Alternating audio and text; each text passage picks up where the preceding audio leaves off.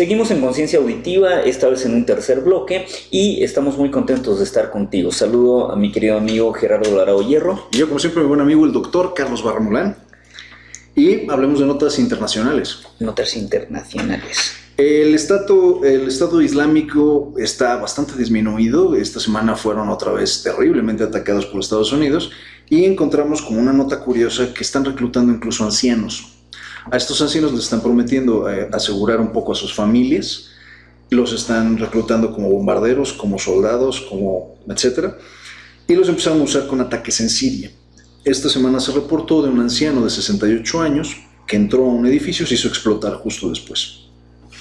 Lo cual sigue estas mismas lógicas paramilitares que han habido siempre. Habíamos dicho la semana pasada inclusive que hay mucha de esta gente que es joven, ¿no? Que se fue instruyendo en este tipo de condiciones durante toda su vida.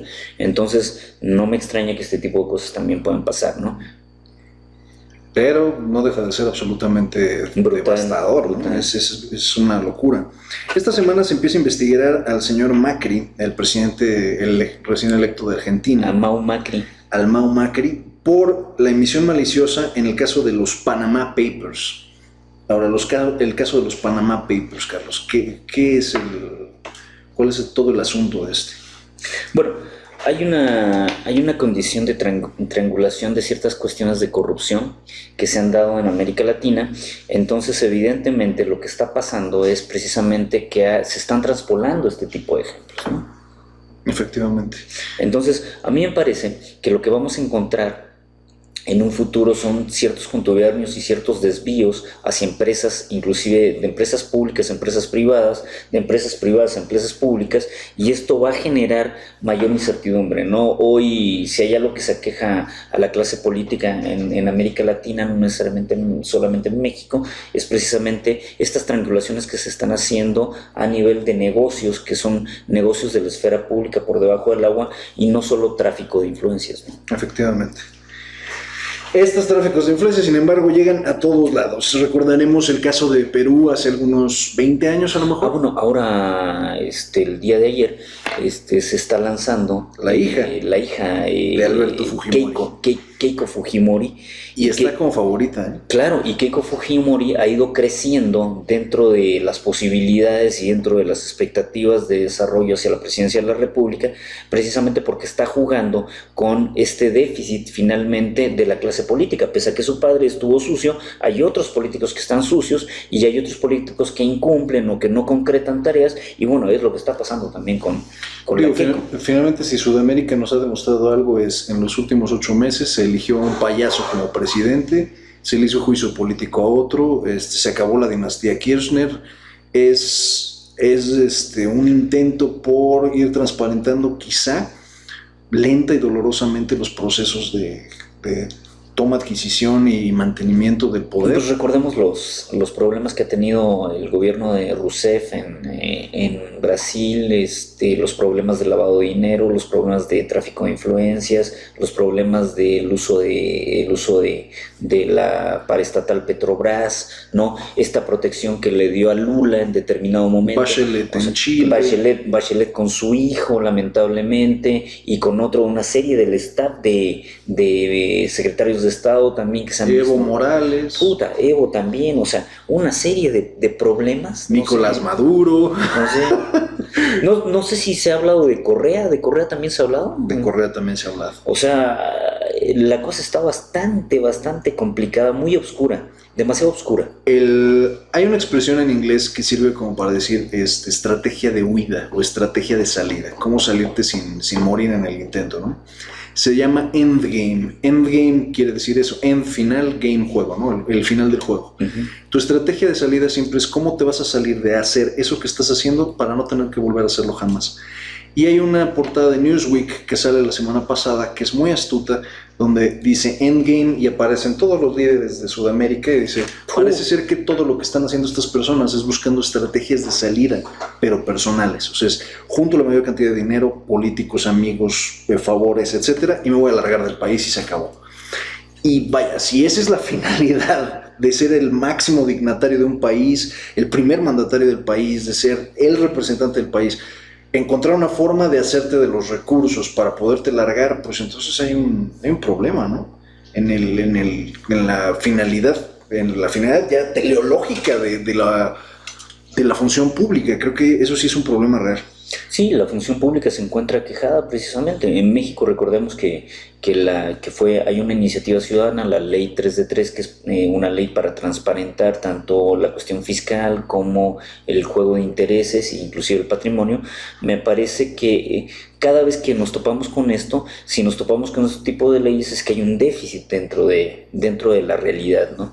Entonces, me parece que lo que está ocurriendo es un síndrome de deshonestidad brutal y abierta, ¿no? Bastante abierta. Y si no lo tenían pensado como que fuera abierto, bueno, simple y sencillamente estamos en un mundo donde si existe algo que está democratizado es la información y la transferencia de la información. Y si haces una fregadera y la gente se podría llegar a enterar, se va a enterar. Y si se entera, todos se van a enterar. Es tan sencillo como eso, esa es la democratización de la información. A mí lo que me preocupa en esto es que de repente se publicitan los actos de corrupción, se hacen visibles, pero no necesariamente las medidas que se toman en contra de ellos son las mejores. O las medidas correctivas, claro, una vez que ya se hizo el hecho. De repente, bueno, hay quien se sale con la suya de todas maneras, ¿no? Efectivamente. Y si no, aunque son arrestados, aunque son encarcelados, hay cárceles para los dos tipos. No en países como México, pero sí en Brasil, sí en Argentina, sí en Chile, sí en Estados Unidos, cárceles de un primer nivel y cárceles de un segundo nivel. Y las cárceles de primer nivel son reservadas para los delincuentes de collar blanco o de cuello blanco. Habría que realmente pensar en esta.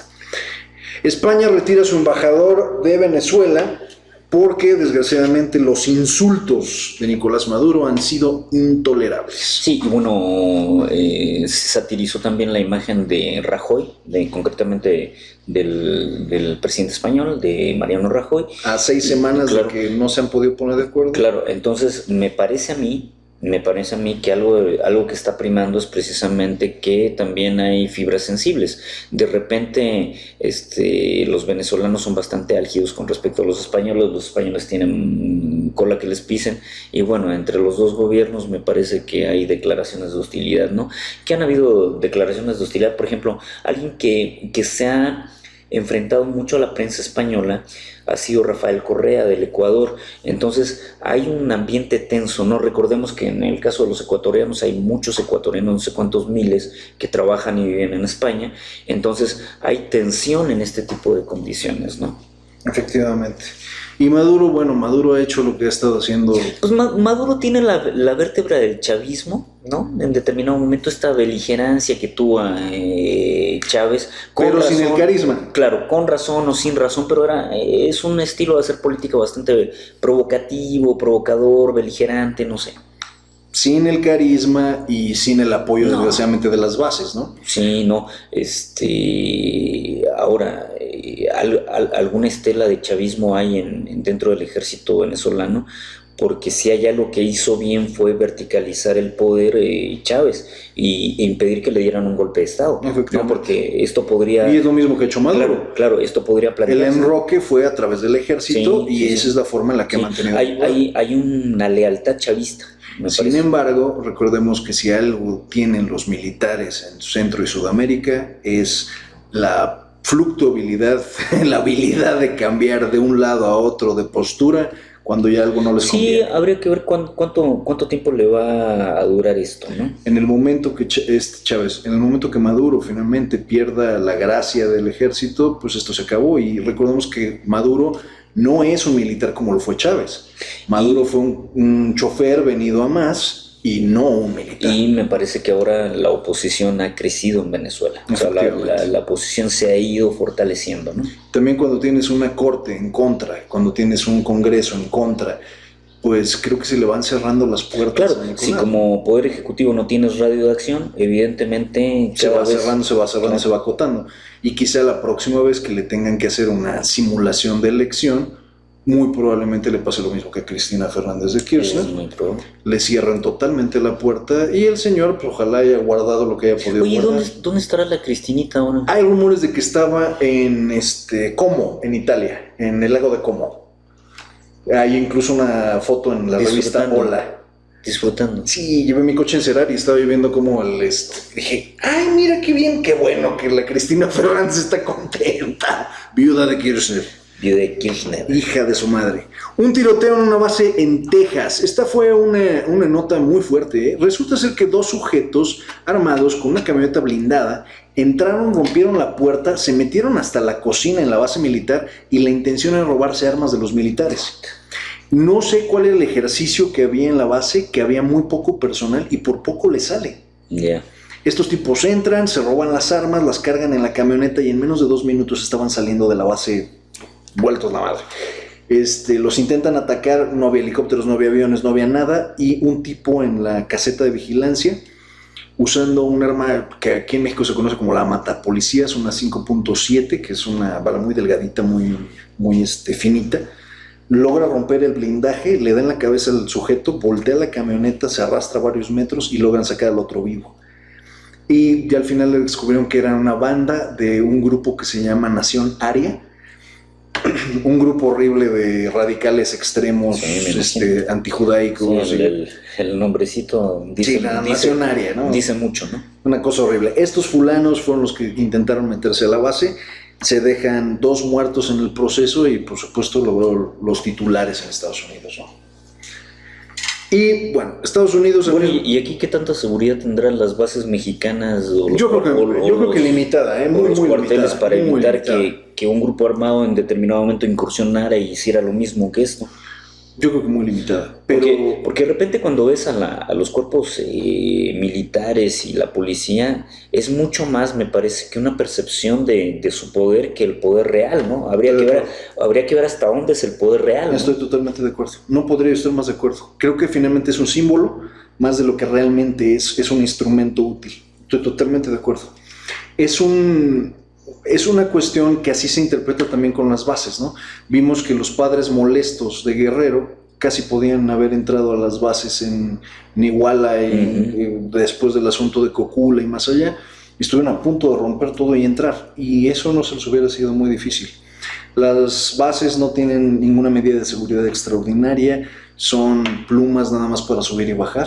Sí, por ejemplo, yo siempre me he preguntado, en un partido de fútbol donde de repente tienes, ¿qué te gusta? 50 policías en el mejor de los casos adentro, con una turba de 25,000, 30,000 personas. No los paras. O sea, ¿qué puedes hacer? No los paras. Sí, la lógica esta de decir, la gente no debería tener miedo de sus gobiernos, los gobiernos deberían tener miedo de su gente. Claro, los números son todo. Y aquí en este caso, si en algún punto alguien quisiera realmente con determinación entrar a una base mexicana, lo haría, sin mayor inconveniente. Solo se necesita una turba lo suficientemente molesta. Estados Unidos declaró esta semana que tiene un interés significativo en el Chapo. Sin embargo, la extradición del Chapo todavía no se consuma, aparentemente, porque Estados Unidos está arrastrando los pies. Entonces habría que ver, ¿no? Qué tanto le interesa que Joaquín llegue a Estados Unidos, ¿no? Ahora, fíjate que me enteré, pero no pesqué bien la noticia. No sé si tú te acuerdas de este narcotraficante del Güero Palma. Sí. ¿No? Que creo que va a ser liberado y por buena conducta, inclusive. O sea, no me acuerdo si tenía 20 y tantos años. 28. Y lleva 9, algo así, y a los 9 años podría salir en libertad. Porque tuvo buena conducta y porque se desempeñó como varios oficios dentro de la prisión. Y efectivamente el Güero Palma podría salir. Ok, y ahora imagínate, si él tiene dinero y quisiera hacer una vida lícita, habría que ver qué tanto le permiten hacer una vida lícita. ¿En qué sentido? O sea, supongamos que en México otros cárteles no creo que te perdonen el que tú pises México. Creo que si hay algo particular del negocio de las drogas y de los narcos y de todo esto, creo que es una carrera que se vive y se muere muy joven. Y que no se olvida. Ponle que no se olvide, pero ya los jugadores cambiaron. No me acuerdo dónde leí esto, pero 3 años después del hecho, ya cambiaron todos los jugadores. Ok, pero yo lo que yo estoy preguntando es lo siguiente, o lo que yo advierto es lo siguiente. O sea, el Güero Palma, supongamos que tenga dinero. Okay. Que tenga dinero, que haya quedado con un X cantidad. Enterró dinero en lo que tú quieras. Él puede venir a México sin que se dedique nuevamente a condiciones ilícitas, vivir y que nadie lo toque. Yo creo que sí. O sea, ¿tú crees que ningún cuerpo... Yo menos que se la deba a alguien eso es lo que me pasa. Pero sí, ¿por qué no?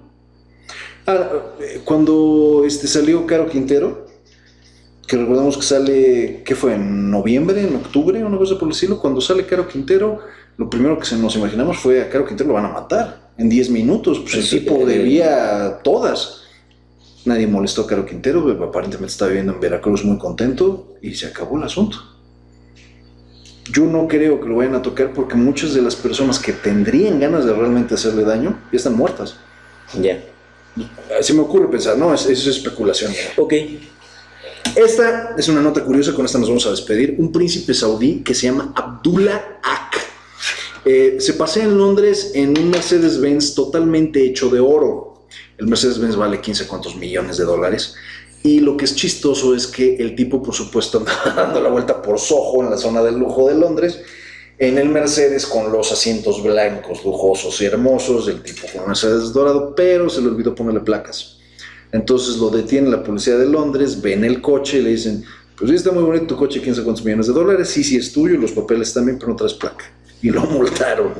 Entonces, bueno. Sí, lo paradójico es que habiendo tanta miseria y tanta hambre en el mundo, ahí tienes un fulano. Un cabrón pueda tener un coche de oro, ¿no? O sea, es una condición totalmente fuera de cualquier realidad, ¿no? Ahora, claro, habría que decir que este fulano nunca careció de nada en toda su vida. Entonces, para él es algo normal. Sí, algo dentro de su realidad, ¿no?